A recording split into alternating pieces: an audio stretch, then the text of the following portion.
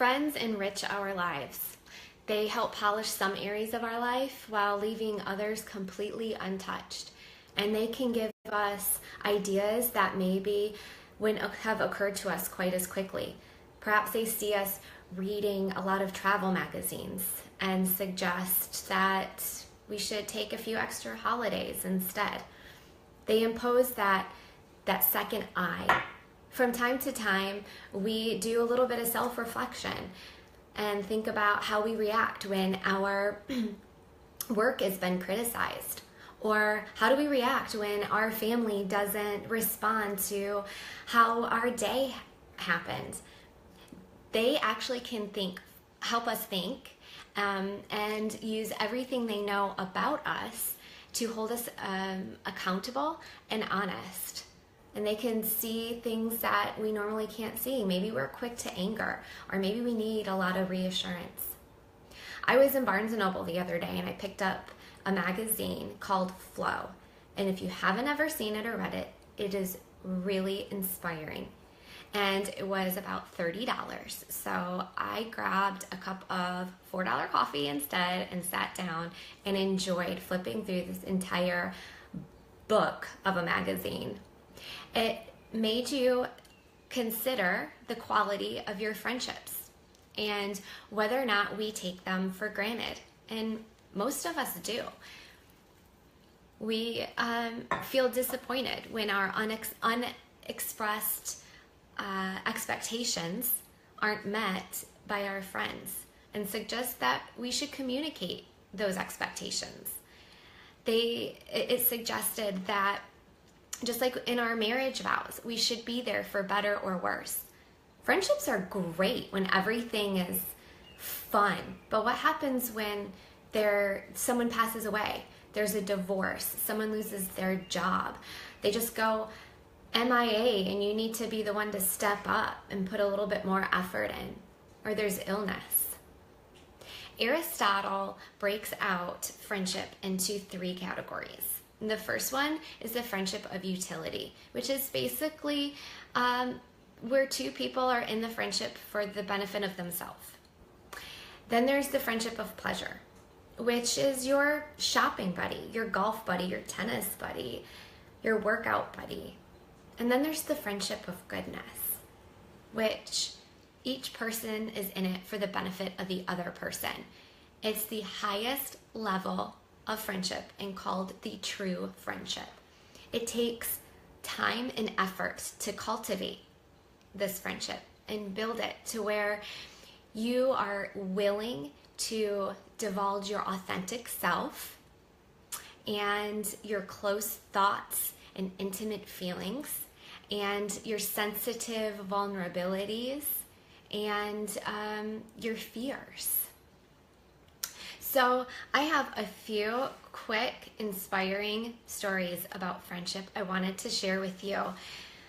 They come from Reader's Digest. When I was a little girl and went over to my grandparents' house, they always had Reader's Digest out in the big print on their coffee table. Years later, Reader's Digest continues to be that source of fun stories, comical relief, and inspiration. My cuckoo clock wants to interrupt me. Okay, so here's the first one, and I hope they inspire you. 5 months after my husband, my 2-year-old daughter, and I moved 2,000 miles from home, I gave birth to my beautiful baby girl who had severely clubbed feet. This marked the beginning of a long series of doctor's appointments, taking care of 2 young children, one of whom would require constant medical attention. And that meant I was always tired and behind on my household chores. One day, we came home from the doctor's office and I found that the front door was ajar. And so I entered in cautiously, only to find that the floors were spotless, the dishes were put up and dried, the dirty laundry washed and folded. Upstairs, the beds were made, and there were even flowers in a vase next to the bed. It turns out my friend Joy, how suiting of a name, was driving by and saw that my car was gone. So she took the opportunity to help me out. I learned an important lesson that day about compassion, and the friendship was sealed for life. That's Judith from Idaho. Okay. After my wife of 44 years died, I didn't feel the urge to socialize, but that didn't stop my friend Tony from inviting me to a group of guys who got together every Thursday for dinner. I told him I wasn't ready. He called again this next week and I said no. And he kept calling every week until I said, okay, I'll go. Anything to get you to stop calling me every week. It has been 6 years since my wife has passed. And thanks to Tony, I have been going to dinner every week with a gang dubbed Romeo. Retired old men eating out. How cute is that? That comes from David in New Jersey. All right, a quick one. I can kind of, I can relate to maybe.